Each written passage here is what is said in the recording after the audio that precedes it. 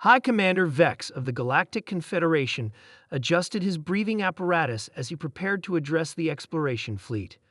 For centuries, the Confederation had expanded through peaceful means, encountering dozens of spacefaring species who followed the expected developmental pattern: cooperation before militarization, scientific advancement before weapon development.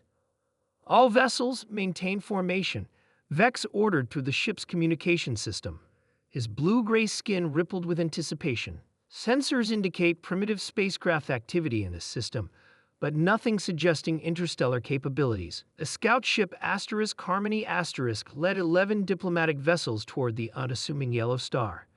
Standard procedure for first contact: approach slowly, broadcast peaceful intentions in mathematical sequences, and prepare welcoming gifts to share with the system's inhabitants. Commander called Navigator Laya, her four-fingered hand gesturing toward the display. Unusual energy readings near the fourth planet. Vex moved closer to examine the readings. Natural phenomenon? No, sir. It's moving, and it's massive. The fleet's sensors focused on the anomaly as it emerged from behind the red planet's moon. What they saw defied every expectation the Confederation held about emerging civilizations. It was a ship, if such a brutal construct could be called a ship. Where Confederation vessels were sleek spheres designed for efficiency and aesthetics, this was an angular monstrosity of metal plates and protruding structures.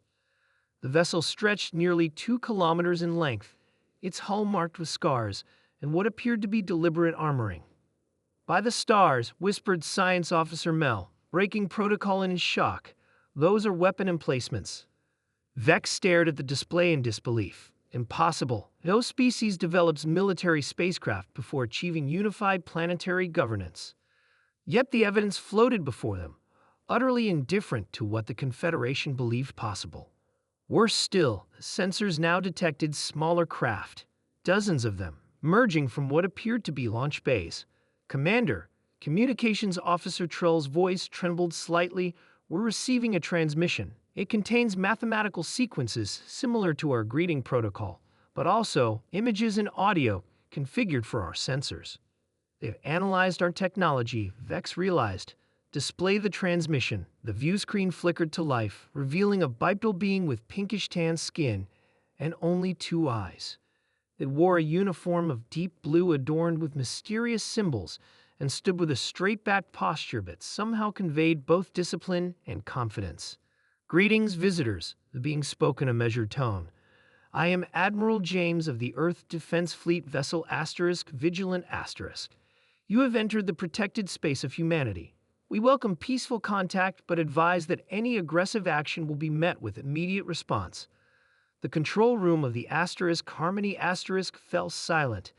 This species, these humans, had not only developed military capabilities before interstellar travel, they had constructed a fleet whose power readings suggested destructive potential beyond anything in the Confederation's arsenal. "Open a response channel," Vex ordered, gathering his composure. "I am High Commander Vex of the Galactic Confederation. We come in peace and friendship, Admiral James. Your vessel is unexpected. Most species we encounter develop cooperation technology first." A subtle expression crossed the human's face, something the Confederation's cultural database would later identify as a smile, though it contained no warmth.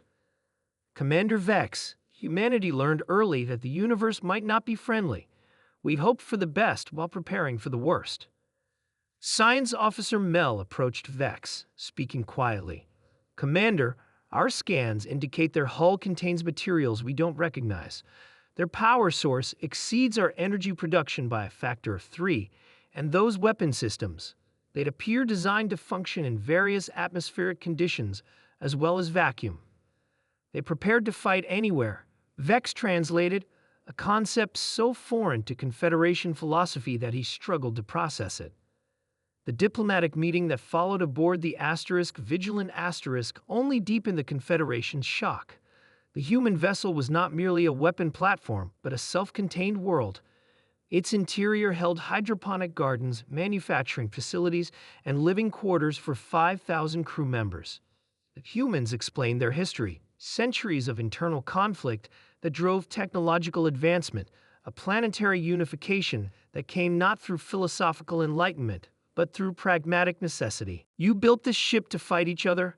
asked Vex as Admiral James led the delegation through a massive hangar bay filled with smaller craft. "Originally, yes," James admitted.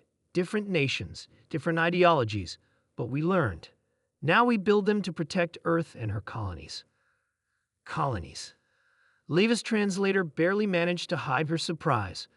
"You've colonized other worlds without faster-than-light travel. We're persistent," James said simply. "When humans want something, we find a way." The Confederation delegation returned to their ships with data crystals filled with information about human history, culture, and technology freely given as a gesture of goodwill. In return, they provided star charts and communications protocols. The foundations of diplomacy were laid, but the initial shock never fully dissipated. In the privacy of the Harmony's command chamber, the delegation gathered to compose their report to the Confederation Council. "They're warriors," said Trell, still processing all they had witnessed. "They're explorers," countered Leah. "Their probes have traveled farther into the galaxy than they have." "They're both," Vex concluded, "and neither.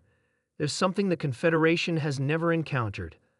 A species whose fear drove them not to hide, but to reach outward with shields raised and weapons ready." The report submitted to the Council contained a recommendation unprecedented in Confederation history. Humanity should be invited to join not as a probationary member, but as a full partner with security responsibilities. The Council initially balked, but the detailed scans of the Vigilant changed their minds. The galaxy was largely peaceful, but ancient records spoke of threats lurking in the void between galaxies, predatory species who appeared without warning. Perhaps what the Confederation needed was a species that had prepared for the worst while hoping for the best. The day the first human diplomatic ship arrived at the Confederation capital, its escorts were warships even larger than the Vigilant. The moment remained burned into collective memory, the day the peaceful Confederation realized that in humanity they had found not just new friends, but protectors who had emerged from their cradle ready for a universe that might not welcome them with open arms.